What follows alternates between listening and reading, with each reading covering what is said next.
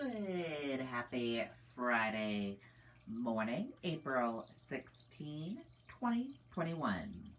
I'm Riley King. Welcome to this Friday morning edition of the Riley King Newscast, right here on the Riley King Network. We have a lot of news to get to this Friday morning, so let's begin. First up, we're going to take a look at your COVID-19 numbers in New Hampshire. So let's take a look at those right now.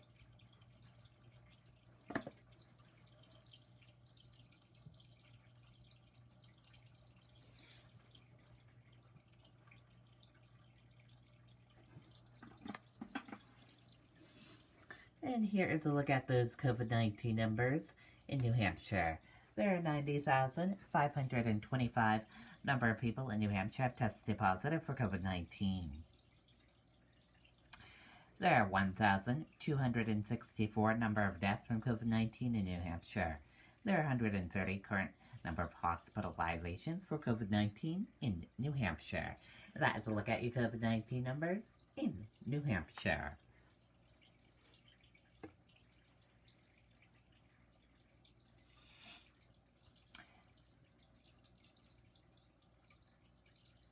Some in New Hampshire dealing with mid-April snow, rain falling for others. Let's take a listen to that video from WMUR News 9, Ray Brewer. Tractor has been in our family since 1955, when great-grandfather Pearlie and our grandfather George decided to sell tractors out of their barn.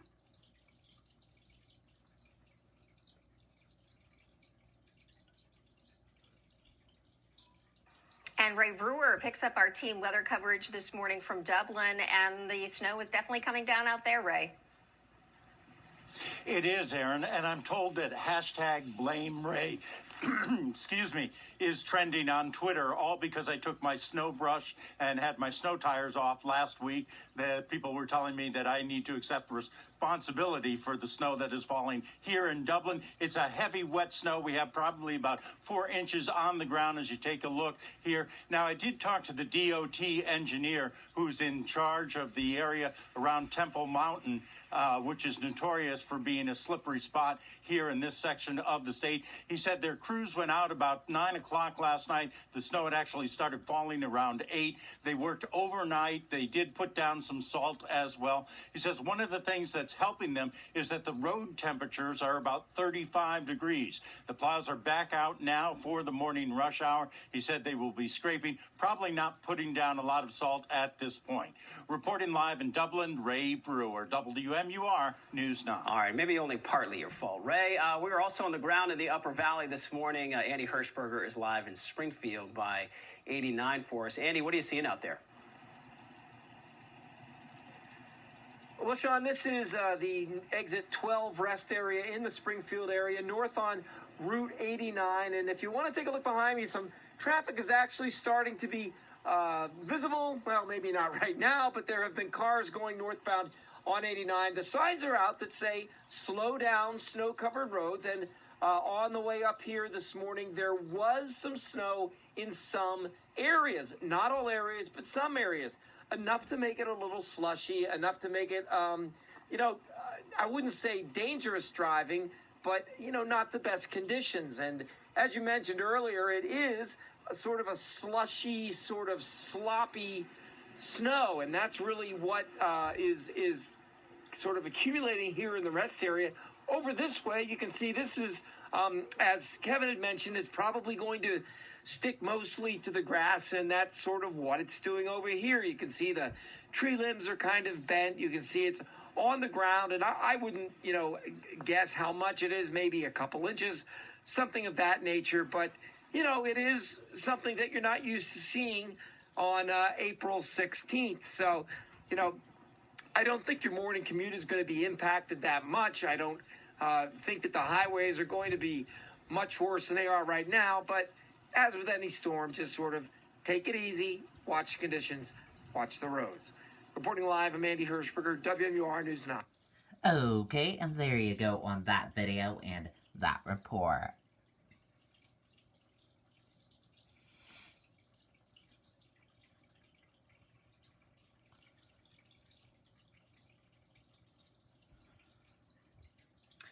New Hampshire's mask mandate to end today. Won't be renewed, governor says. Let's take a listen to that video from WMUR News 9.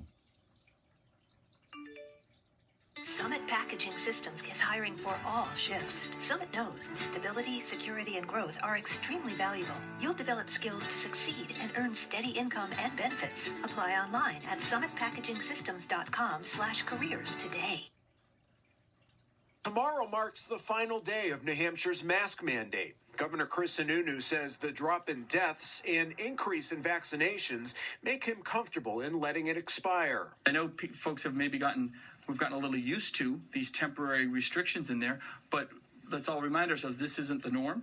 Getting through the vaccine process gets us back to normal, and that's exactly where we are. Individual communities and businesses can still require masks. We're still encouraging folks to wear masks. We're still encouraging folks to be smart in the settings that they're in. While daily cases and hospitalizations continue to rise in New Hampshire, Sununu says there isn't a concern during this surge of hospitals becoming overwhelmed. I think it's safe to say we're not going to see the numbers spike up to 7, 8, 9, 10, 11, 12 deaths per day like we were seeing before. It's going to be in a very, for lack of a better term, manageable level or expected level. Also, on May 7th, the state's Safer at Home guidance will scale down to best practices, meaning the state will no longer impose capacity and distancing requirements on restaurants and businesses. Every restaurant, every business will be able to kind of go back and make their choices as they should be.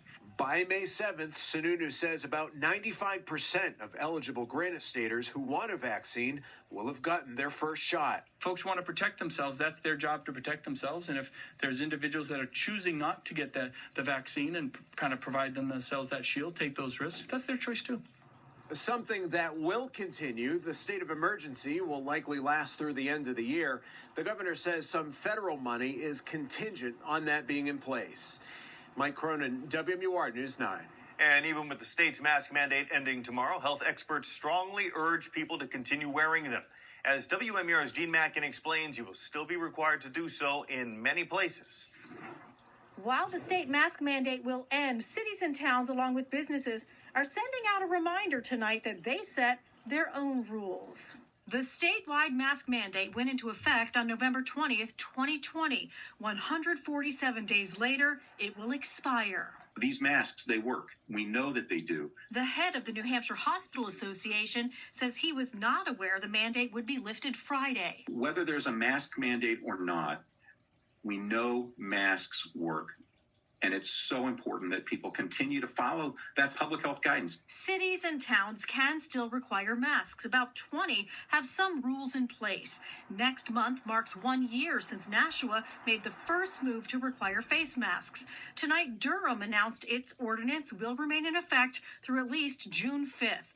Private businesses also have the right to require masks. The Common Man family of restaurants emailed customers to say, "We feel that at this time it's important to continue to require face coverings to protect our staff and guests while not seated and eating." The New Hampshire Lodging and Restaurant Association asks customers to follow the rules and respect employees. Please just be sensitive to the fact that our frontline employees are doing the best they can to do the right thing for you, for the rest of their staff, their teammates, and so please just work with us.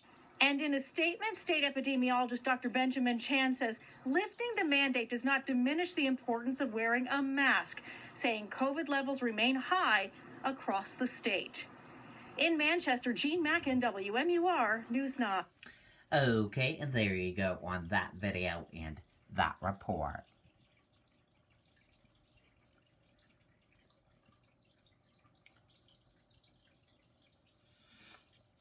Three more Granite Staters die of COVID-19. Current cases, hospitalization, rise.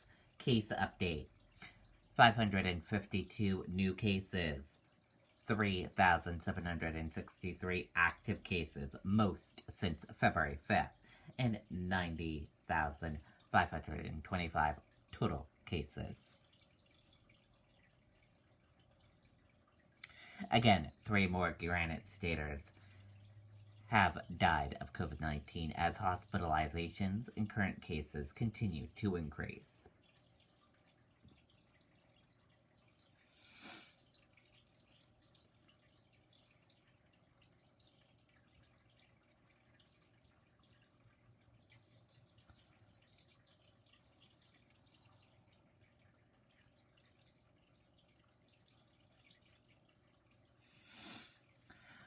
School District of Palm Beach County discuss upcoming school year.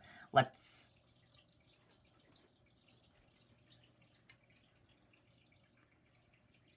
sorry about that.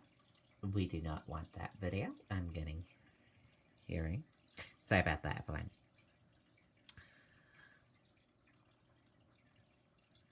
Infectious rates high for young residents.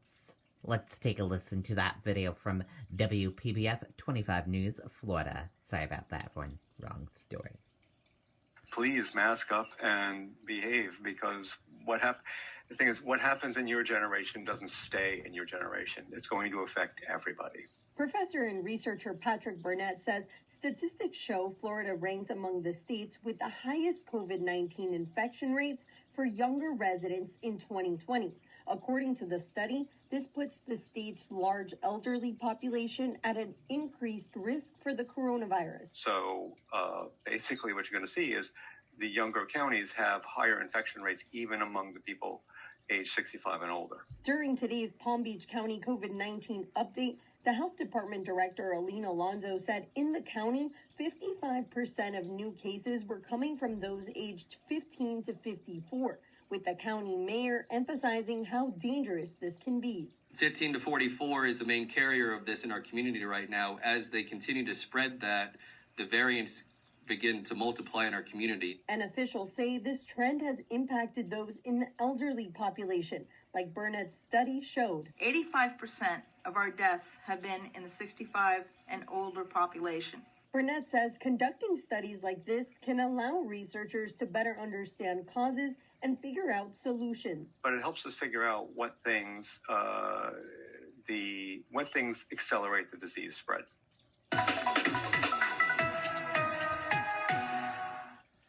Okay, and there you go on that video and that report. And that does it for this edition of the Riley King Newscast right here on the Riley King Network. Thank you for watching and have a great rest of your day. I'll have a news report coming up in a little bit. And sorry about that little difficulty with that news story. We had the wrong one. Sorry about that. Have a great rest of your Friday. Goodbye.